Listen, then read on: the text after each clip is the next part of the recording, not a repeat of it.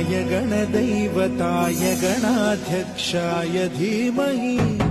गुणशरीराय गुणमण्डिताय गुणेशानाय धीमहि गुणातीताय गुणाधीशाय गुणप्रविष्टाय धीमहि